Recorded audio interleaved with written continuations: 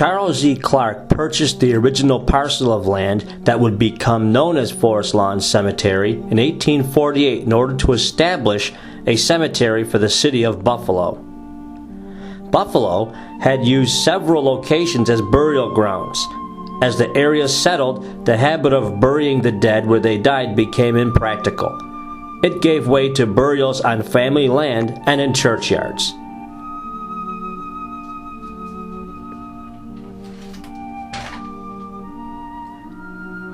Some early examples of cemeteries in the area were Johnson Homestead Burial Ground, Franklin Square Cemetery, the Cold Spring Burial Ground, Delaware and North Street Burial Grounds, Black Rock Burial Ground, Bidwell Farm Burial Ground, and the Matthews and Wilcox Burial Ground, all served as burial sites before 1849. The dire need for more burial space was voiced by the Honorable G.W. Clinton, and the first dedication of Forest Lawn Cemetery on August 18, 1850. The first interment was John Lay on July 12, 1850. He was an agent for John Jacob Astor's fur business. The next year, the Franklin Square Cemetery Memorial was erected to mark the relocation of burials from an older burial ground, Franklin Square Cemetery. This task was the subject of a short story, A Curious Dream, by none other than Mark Twain, while he was an editor of the Buffalo Express in 1870. Twain writes of a dream in which he is sitting on his doorstep late one night, as he watches several skeletons walk down the street carrying the remains of rotted coffins and grave markers. In a conversation with one unhappy skeleton, it explained that the old graveyard in which the decent had been interred for 30 years had been dilapidated and shameful, prior to neglect by his posterity. The graves have caved in, the markers had either fallen or disappeared. The fence needs paint and repair, and no one is taking care of the place. The ghosts have had a meeting and are all leaving the old burial ground. The skeleton mentions a new cemetery where the corpses hold their social gatherings. The Franklin Square Cemetery Memorial is also dedicated to those who died in the War of 1812. The inscription also honors Seneca Indian chief famous brother. Even with general acceptance of Forest Lawn Cemetery growing, land sales lagged, so Clark was forced to sell various parcels of land to the newly formed Forest Lawn Cemetery Association in 1855.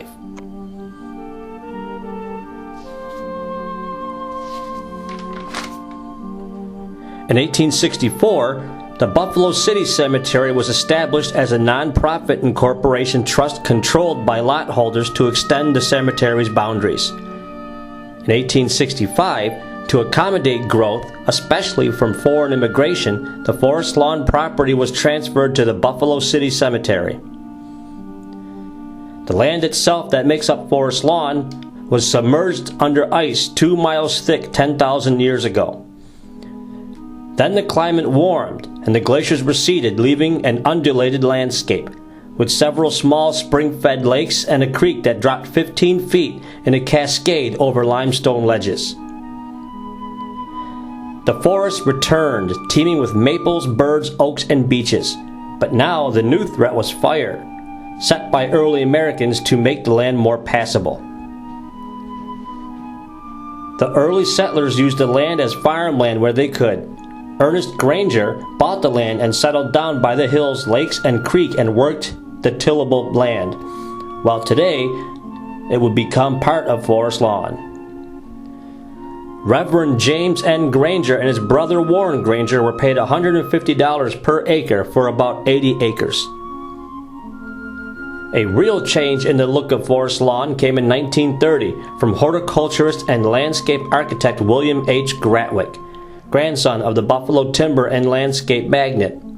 He substantially broadened the true varieties in the cemetery, adding more flowing trees.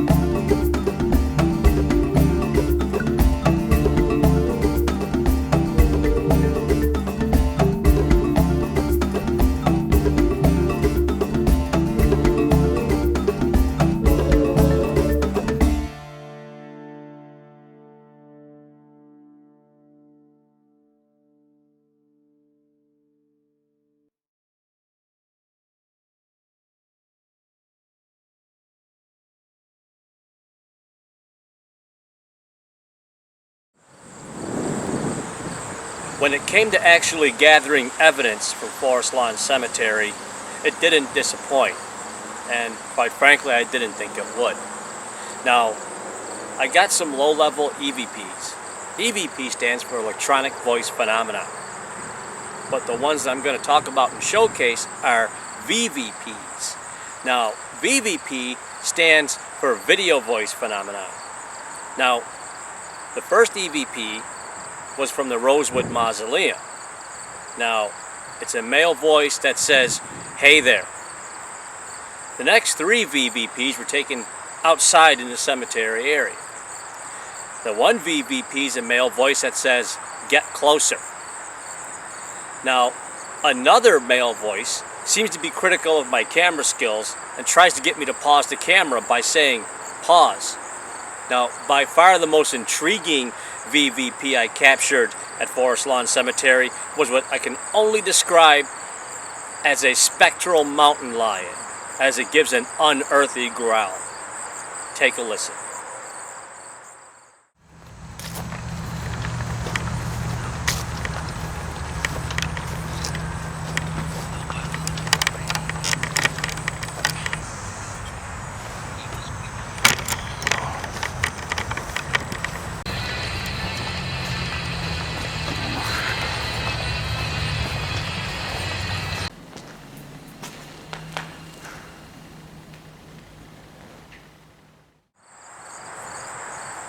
Now, Forest Lawn Cemetery, of course, has its share of ghost stories. Probably the most famous ghost story is the story about a vehicle that seems to be from the 1950s that shows up in the middle of the night driving through the cemetery. Security gives chase on the vehicle, and the vehicle simply disappears without a trace. There has been phantom apparitions seen in Forest Lawn Cemetery. Notably, a lady in white who could very well be the same hitchhiker that likes to haunt the S-curve. There also have been reports about phantom battles, the sounds of musket fire and cannon fire being heard throughout the cemetery, along with generally the sounds of combat. Also reported in Forest Lawn Cemetery has been reports of Native American drums. Of course, this makes a lot of sense, seeing that the land itself is very old.